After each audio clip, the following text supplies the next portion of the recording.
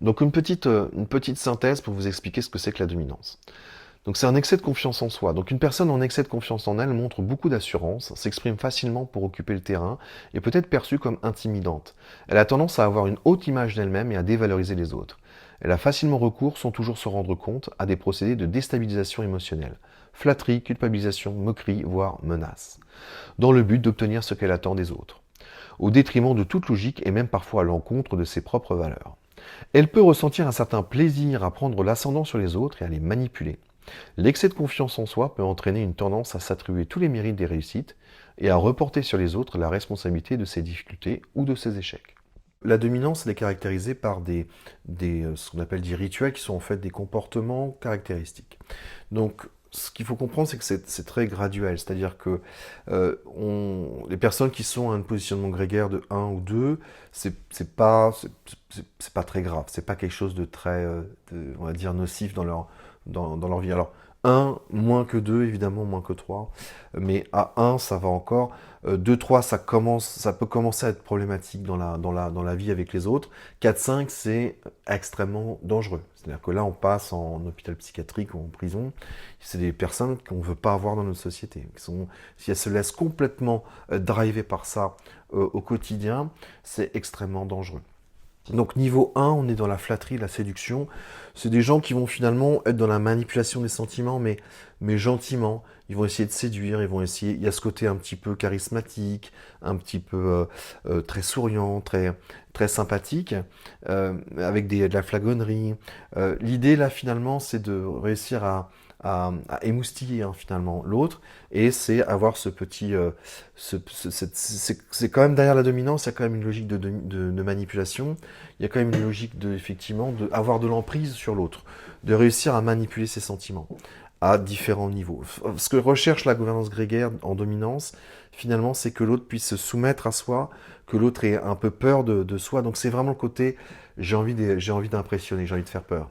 C'est pas forcément quelqu'un qui va vraiment aller au conflit, qui va vraiment aller se battre avec l'autre, parce que si ça va au conflit réel dans le sens où on se met sur le ring par exemple, ou dans l'octogone, là c'est plus la même chose, parce que là on n'est plus ça sert plus à rien d'impressionner, là on est on est dans le réel. Donc le dominant, la dominance, ce qu'elle veut, c'est impressionner pour ne pas avoir à se mettre en danger. Parce que aller sur le ring, finalement, c'est dangereux parce qu'on risque de perdre. On risque de se prendre des coups, on risque d'être humilié, on risque finalement de pas être si extraordinaire que ce qu'on pense être. Et finalement, la dominance, elle a vraiment cette peur du ridicule, cette peur de l'humiliation. Et donc, si elle est dans une... elle va tout faire pour éviter les situations dans lesquelles elle peut se ridiculiser. C'est quelque chose qu'elle cherche à tout prix à éviter parce qu'elle a peur d'être soumise, en fait, la dominance. Ce qui la drive, c'est une peur d'être soumise. Donc le niveau 2, c'est la culpabilisation, l'apitoiement sur soi, la victimisation, la culpabilisation des autres, l'occupation de l'espace. Donc, qu'est-ce qu'on en comprend, qu'est-ce qu'on entend par là?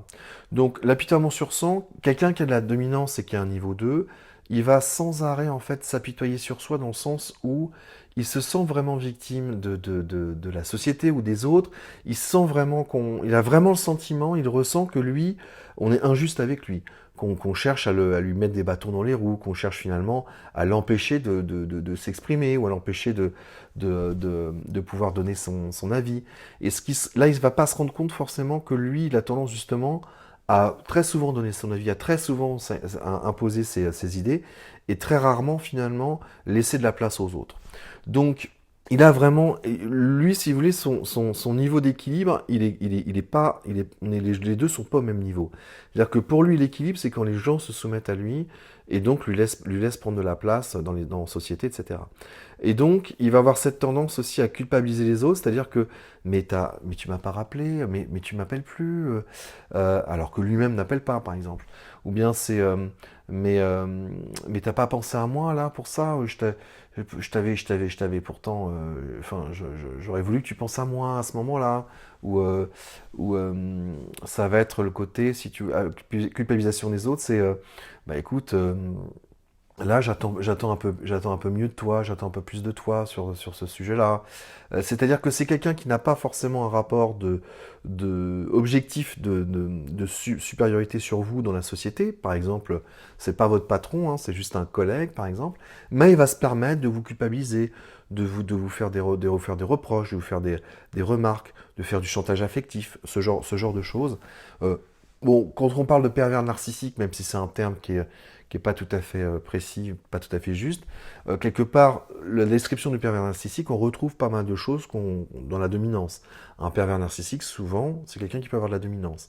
Alors, c'est plus complexe que ça, parce qu'il y a d'autres modes de fonctionnement qui peuvent ressembler aussi à la dominance et qui sont problématiques, qui sont les surinvestissements émotionnels, par exemple dans le contrôle ou le besoin d'avoir du contrôle sur quelqu'un, ça peut ressembler à ça, mais c'est pas exactement la même chose. Et donc là, on est on est dans des mécanismes finalement de culpabilisation des autres, d'occupation de l'espace, c'est-à-dire que voilà, on va parler fort, il y a ce côté un peu arrogant, la tête en arrière, etc.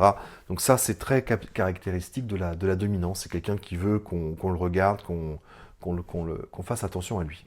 Donc la déstabilisation, alors le niveau 3, déstabilisation, donc la ridiculisation d'un bouc émissaire, alternance de chaud-froid, comportement pervers. Donc la déstabilisation des émotions, trouver un bouc émissaire, ça serait très caractéristique finalement des gens qui ont de la dominance. Là, on va être dans vraiment le cas de ce qu'on peut voir par exemple sur certaines émissions de télévision, où vous allez avoir l'animateur qui va s'en prendre à quelqu'un et qui va le ridiculiser, qui va l'humilier. Alors, ce qu'il faut comprendre, c'est qu'il faut bien faire la nuance entre du charriage, de la plaisanterie, qui consiste finalement à se moquer de quelqu'un, mais quand même avec bienveillance, quand même avec un respect de l'autre, et puis la déstabilisation, où on a cette idée d'envoyer des pics à l'autre, mais pour l'humilier, pour le rabaisser. Et finalement, ce qu'on veut voir, ce qui se passe dans la tête de la personne qui a de la dominance, c'est qu'il va avoir un petit peu ce plaisir de déstabiliser l'autre, ce plaisir de se rendre compte qu'il a un impact sur les émotions de l'autre. Donc c'est très pervers hein, comme comportement, c'est-à-dire que là on est vraiment dans quelque chose où finalement, comment son attitude, on éprouve le pervers éprouve du plaisir finalement à avoir un incidence sur l'autre, à avoir un impact sur l'autre. Et c'est pour cette raison que la meilleure moyen de lutter contre quelqu'un qui vous envoie qui est dans cet état d'esprit de déstabilisation, qui est en gouvernance grégaire, en dominance, c'est de rester tout à fait neutre, le dos droit, pas d'expression, regard même direct, ça ne marche pas, ça ne fonctionne pas. Et puis sans doute, enfin voilà, ça peut être de répéter des choses un petit peu neutres ou de changer de sujet ou tout ce qui peut déstabiliser, tout ce qui peut montrer finalement on ne renvoie pas d'émotion. Alors la gouvernance grégaire se nourrit du grégaire, elle se nourrit de la capacité à avoir une emprise émotionnelle sur l'autre. Donc quand vous restez neutre, en fait vous faites comme un miroir, c'est-à-dire que quelque part vous n'êtes pas, enfin plutôt une statue, parce que le miroir, ça voudrait dire qu'on cherche à dominer le dominant, qui va chercher encore plus à dominer. Donc là, on est dans un cercle vicieux. Mais là, c'est plutôt finalement la statue, reste de marbre. Là, il n'y a absolument rien qui passe, quoi, en fait. Et donc, on ne renvoie pas on ne va pas nourrir la dominance. Et c'est ça qui va permettre finalement de couper court en fait à cet engrenage et de sortir en fait de cet engrenage qui est toujours irrationnel et qui finalement n'est pas très utile en fait à la collaboration, à la vie à deux ou bien à l'amitié même. C'est quelque chose qui est plutôt finalement négatif. Enfin, en tout cas très désagréable en fait dans la relation et qui n'aide pas en fait la relation à être plus épanouie, à être plus équilibrée, à être plus dans la collaboration. Donc l'alternance de chaud-froid, c'est très typique aussi, c'est-à-dire que on est dans la manipulation des sentiments. Donc d'un côté, on va essayer de séduire l'autre, on va lui faire des compliments, on va vouloir être utile, et puis après, on va être dans le froid, donc dans le côté très piquant, bien très négatif. Et avec cette alternance, finalement, la personne en face, elle est déstabilisée et la personne qui a de la dominance a- utilise en fait ce genre de fonctionnement pour pouvoir. C'est comme un chat qui joue avec une souris en fait. Hein. C'est un peu ce plaisir de pouvoir à manipuler l'autre et de pouvoir avoir un impact en fait sur cette personne-là. Donc le comportement pervers, donc là, niveau 3, on est vraiment à un niveau problématique. Problématique pour la vie en société, problématique au sein d'une équipe, problématique de manière générale. En couple aussi, c'est quelque chose qui est absolument insupportable. Et la ridiculisation du bouc émissaire, hein, on voit bien cette idée que on va chercher finalement, c'est toujours de la faute de l'autre. C'est jamais de sa faute à soi, c'est toujours de la faute de l'autre. Et le dominant, finalement, la personne qui a de la dominance, a besoin finalement de quelqu'un qui en a moins que lui pour pouvoir affirmer en fait ses pulsions en fait de domination, qui sont en fait une peur d'être soumis et qui sont en fait finalement une insécurité qui va essayer de combler très maladroitement à travers les autres en se servant des autres plutôt qu'en travaillant sur soi-même et en essayant justement de gérer ce problème qu'il a pour pouvoir être beaucoup plus en fait juste et équilibré et faire preuve d'empathie avec les autres, donc plus finalement adapté à la société et à la vie à deux ou la vie en équipe. Donc niveau 4, on est dans l'intimidation, donc inspirer la terreur, violence sans raison envers des objets, menaces floues, imprévisibilité. Donc inspirer la terreur, c'est vraiment l'objectif là, à ce niveau-là, c'est de faire peur. Et donc les menaces, c'est très caractéristique de la gouvernance grégaire, de la dominance niveau 4. L'imprévisibilité dans les comportements et la violence sans raison envers les objets, donc c'est quelque chose qui est quand même très problématique si vous avez des personnes qui ont cette habitude de casser des assiettes, de casser des verres. Alors, ça peut être homme comme femme, hein. La dominance, elle est autant présente chez les hommes que chez les femmes, mais elle va s'exprimer différemment. L'homme va souvent beaucoup plus jouer sur son côté physique, alors que la femme va beaucoup plus jouer de stratagèmes. La dominance, finalement, va utiliser ce qu'elle a de plus, ce qui lui correspond le mieux, là où elle est le plus fort, pour pouvoir finalement avoir une emprise sur les autres, ou bien les culpabiliser, ou bien se mettre en avant, être supérieur aux autres. Niveau 5, on a le sadisme, la perversion. Donc là, on est vraiment dans des comportements extrêmement dangereux, extrêmement problématiques, où là, c'est l'hôpital psychiatrique ou la prison. Donc, au comportement affiché de perversion, plaisir de tourmenter, déshumanisation des victimes devenues objet de plaisir. Donc là, on est dans Hannibal Lecter et le tueur en série, hein. C'est vraiment tout le plaisir de se servir de l'autre, de s'en servir comme d'un objet.